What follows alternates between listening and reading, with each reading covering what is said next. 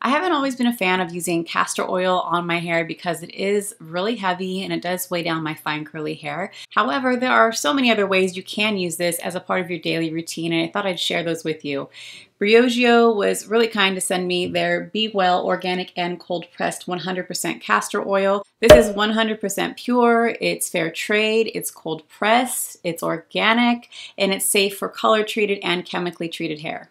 I'll admit that in the past I probably haven't used the highest quality castor oil in my treatments, so this makes me really happy to see that I have a high quality castor oil in my cabinet now. So when you use something that is cold pressed, that means that you are keeping the highest amount of nutrients and minerals that are found in the seed. Some of the benefits of castor oil are that it has humectants from vitamin E and the omega fatty acids. The humectants are going to help maintain moisture, condition, and hydrate. If you've ever used castor oil, then you know it's on the sticky and rich side, so it's kind of like honey and a little bit goes a long way. I'm not completely sold that it makes your hair grow, but it does help promote healthy hair, and I think when I've used it in the past in conjunction with other products, I have noticed an improvement. So now that I've given you a little info on castor oil in general, let me dive into the 6 ways you can use this for your hair, skin, and nails. Number 1, nourishing eyebrows and lashes. I personally haven't had a lot of success with growth just using plain castor oil, but like I said before, I don't believe I've used a high quality castor oil, and I'm curious if this one would really make a difference. I do feel like the vitamin E and omegas will help with nourishment and strengthening, and the hairs will be encouraged to grow. When you're using this on your brows, you can use a Q-tip or a mascara wand, and I like to apply 1 drop of castor oil to a Q-tip. Then I'll smooth the oil in the direction of growth and then in the opposite direction so that the eyebrow is fully saturated. Now, if you are going to use this on your lashes, just a heads up that you need to avoid contact with your eyes. I know, weird. Yeah, their website actually put that disclaimer on there as well. It sounds like conflicting advice, right? So in my experience, if you've ever got oil in your eyes, it makes your vision a bit blurry, and it will definitely make it harder for those of us that wear contacts. My advice, if you're going to use this on your lashes, is to do it at night before you go to bed so that you're going to keep your eyes closed for a long period of time.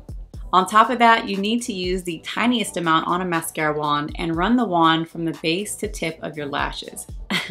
But again, try not to get it in your eye. Just really get close to the base and then work your way up.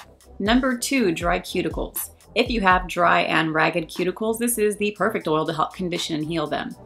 I like to put this on either using my fingertips or a Q-tip, and it's also good to use after pushing back your cuticles. Number 3, taming flyaways and sealing ends. Because of how heavy this oil is, I am very particular on how I will use this on my hair. I do love my volume, but occasionally when I need to tame flyaways, this will work. Let me be very clear, you only need about 1 drop, and I like to warm it up between my hands before I smooth it in. If I'm using it as a sealant for my ends, then I add a drop or 2 onto my fingertips and twirl it onto my ends. I don't recommend doing it from the mid-shaft down if you have fine curly hair, but the ends should be fine. Number 4, hydrating dry elbows and knees. If your knees and elbows are really dry and ashy, then castor oil is great for providing that hydration.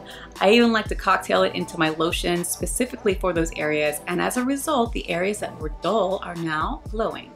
Number 5, nourish the hairline. I like to use the castor oil around the hairline and the thinning edges here because it really does give it a little bit more TLC from all the postpartum hair loss I've had. Number 6, add to conditioner for a repairing boost. This is probably one of my favorite tips for the hair because I prefer to use heavier oils as treatments prior or during my wash routine. You can add it straight to the bottle, but I do prefer to use a few drops to my conditioner so I see exactly how much is being added to my mixture. It does make my hair feel repaired and more shiny than just using a conditioner alone.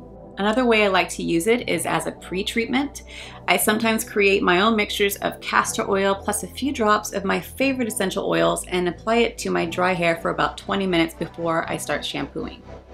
It really helps soften my hair and help a bit with the detangling.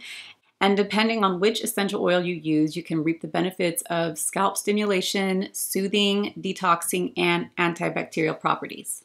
Well, that's going to wrap up this video. I'd love to hear from you all about how you use castor oil in your daily beauty routine down below in the comments. If you're new to my fine curly crew, I'd love to have you subscribe, and please don't forget to turn on the notification bell so you are properly notified of when I post new content. Thank you all so much for watching. Don't forget to like, comment, share, and subscribe, and I'll see you on the next one.